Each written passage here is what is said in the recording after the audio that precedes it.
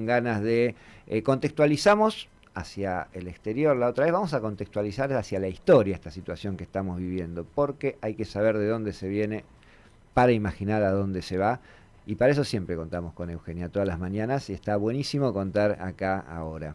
¿Cómo va?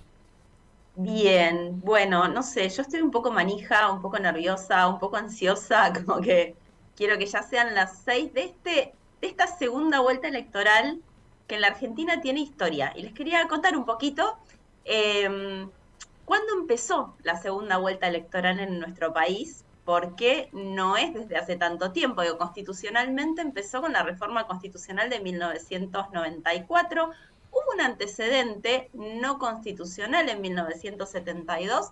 El presidente de facto, Alejandro Agustín Lanusse, convocó a una segunda vuelta electoral, digo, estableció por decreto Ujú. una forma de estatuto que planteaba que para dos casos planteaba balotaje, para el caso de presidente de cargo ejecutivo o para senadores, y eran mayorías diferentes las necesarias. En el caso de la presidencia, de esa elección a presidente, en la que participó el candidato por el peronismo, eh, con la fórmula Cámpora Solano Lima, y la otra fórmula electoral, Balbín, que encabezaba Ricardo Balbín, se dio origen a un balotaje que, insisto, no era constitucional, formaba parte de una decisión que había tomado el gobierno de facto, Mita, para dejar, con la intención de dejar afuera al Claro, para peronismo nuclear en a todo ese el voto momento, antiperonista. claro.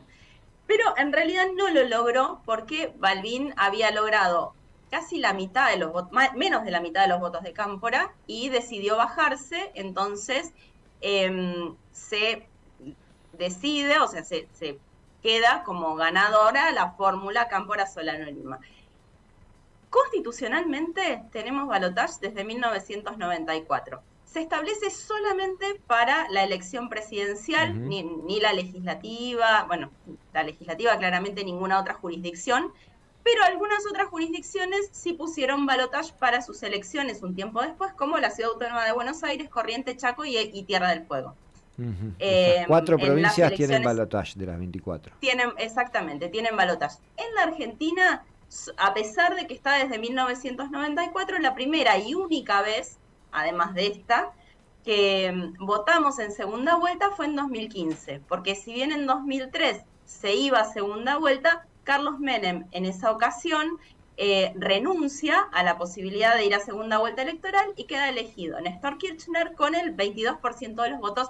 En ese momento Néstor siempre decía que tenía más porcentaje de desocupados que de Que de votantes, votantes. eh, porque había sido elegido, al no ir a segunda vuelta, con un porcentaje bastante chiquito de votos. La idea del balotaje, inicialmente, así como espíritu teórico, era legitimar, o sea, que ese voto disperso, que quizás no se había concentrado en un voto mayoritario en la primera vuelta electoral, se definiera por alguno de los dos candidatos mayoritarios y le diera con el voto una legitimidad mayor. Entonces, en 2015 yo me puse a ver un poco los números, a ver qué había pasado, Ujú. si es que efectivamente había habido una mayor cantidad de votos, qué había pasado con el voto en blanco, qué había pasado con el voto nulo.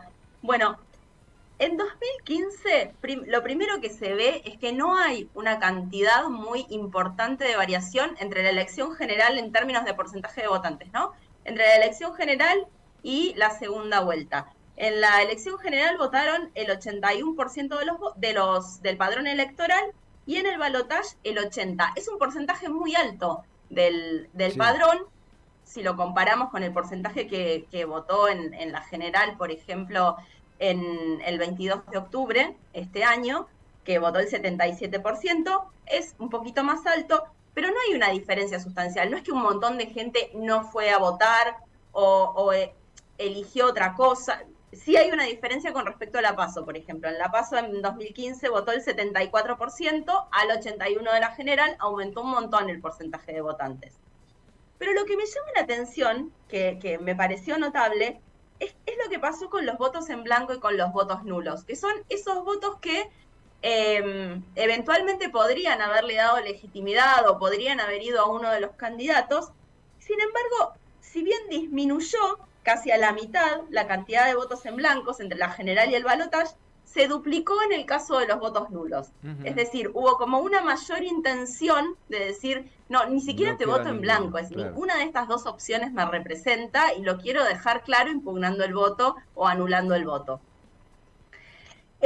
Claramente no se vio reflejada esta intención de legitimar un poco más al candidato elegido. Digo, si bien el candidato elegido es elegido por un porcentaje mayor de votos, por una mayoría de votos, pero no hubo una diferencia sustancial respecto de cantidad de votantes, respecto de a dónde se fueron esos votos que en otra ocasión habían sido voto en blanco o voto nulo.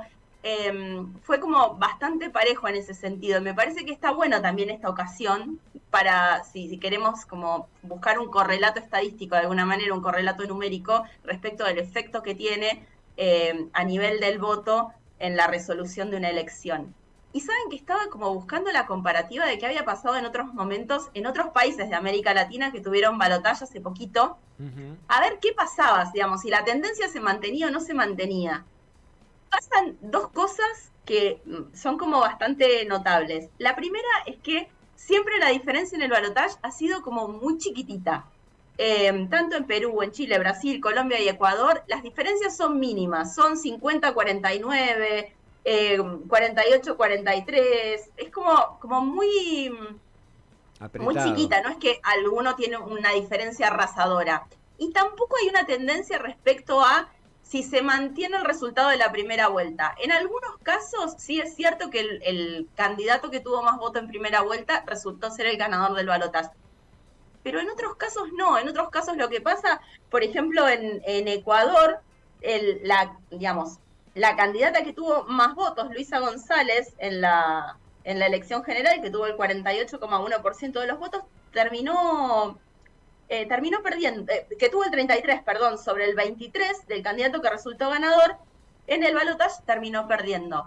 Así sucede en otros lugares. Digo, tampoco es que hay como una tendencia a decir, bueno, en el balotaje se mantiene esa tendencia que presentó la elección general. Entonces, el que había tenido el voto mayoritario en la general, a pesar de no haber ganado en primera vuelta, se mantuvo esa tendencia en el balotaje. Tampoco es que podemos agarrarnos de eso para decir, bueno, vamos a timbear un poco, vamos a tirar un resultado de acá a las 6 de la tarde, porque es contexto, eso, o sea, digamos. En general, en otros países de América Latina, donde recientemente sucedió que hubo balotaje, en algunos países se mantuvo la tendencia, pero en otros se invirtió. Bien, estamos hablando aparentemente, en algunos de esos países igual había una fragmentación política muy grande, ¿no? Partidos que sacaban el 10, el 11, acá estamos en este escenario de tercios, donde la mayor incógnita es cómo se va a comportar el tercio que quedó afuera. El tercio que quedó, si estamos endosando votos tan directamente o no. El caso de Perú fue muy notable, porque los dos candidatos que llegaron al balotaje, uno llegó con el 18% y el otro con el 13% en la elección general. Fue realmente muy notable la atomización del voto, digo, esa dispersión que, bueno, llegaron como con mayorías, pero con mayorías muy mínimas. No, me parecía interesante esto, digo, más allá de que no voy a hacer análisis de política internacional, pero sí me parecía interesante como ver ese comportamiento, sí, al tener en Argentina solamente una experiencia de balotaje, como me parecía buscar la comparativa de si era posible plantear una tendencia o no en términos de resultados, comparando entre la general y el balotaje, y por lo menos en estos casos no permiten mostrar una tendencia.